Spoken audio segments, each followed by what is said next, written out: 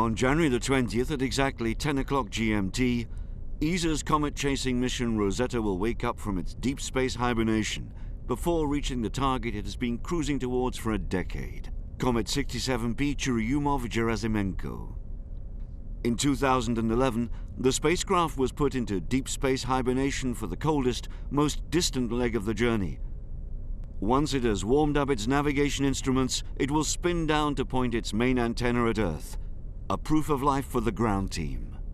The first images of Churyumov-Gerasimenko are expected in May. Closer in, Rosetta's images and measurements of the comet's gravity, mass and shape will provide further details of its anatomy and the role of comets in the evolution of the solar system. Later in the autumn, Rosetta's Philae lander will make the first attempt ever to land on a comet. Once its 3 legs are firmly anchored to the ground, Philae will send us a panorama of its surroundings and take samples of the comet's surface. 2014 will also be a busy year for Europe's launcher family. Having successfully deployed its payloads during its second flight in 2013, Europe's small launcher Vega is ready for more action. In the spring, it will take the Kazakh DZZ-HR high-resolution remote sensing satellite to an altitude of about 750 kilometers. It will be Vega's first commercial launch. Later in October, Vega will launch ESA's experimental re-entry vehicle IXV into a suborbital path, testing new European re-entry technologies during its hypersonic and supersonic flight phases before it splashes into the Pacific Ocean. In spring, still from French Guiana, Europe's mid-size launcher Soyuz will lift the first mission of Copernicus. Sentinel-1A will provide all-weather day and night radar images to be used for emergency responses, marine and land monitoring, civil security, and climate studies. Like Vega and Soyuz, Europe's heavy-lift launcher Ariane is also getting ready for an important year.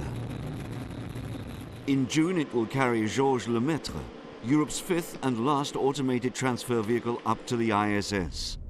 And the ISS will see 2 new European astronauts in 2014. After Luca Parmitano in 2013, the next to fly from the class of 2009 will be Alexander Gerst, a German who will serve as flight engineer. He will leave Earth in late May to return 6 months later. As soon as he comes back, Italian ESA astronaut Samantha Cristoforetti will take over on another long-duration mission to the ISS. Galileo, Europe's satellite navigation program, will see intense activity from mid-2014, with the launches from Europe's spaceport in Kourou of 6 new satellites.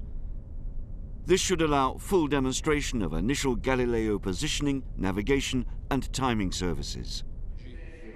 And as important as what will happen in space is what will be decided down on Earth.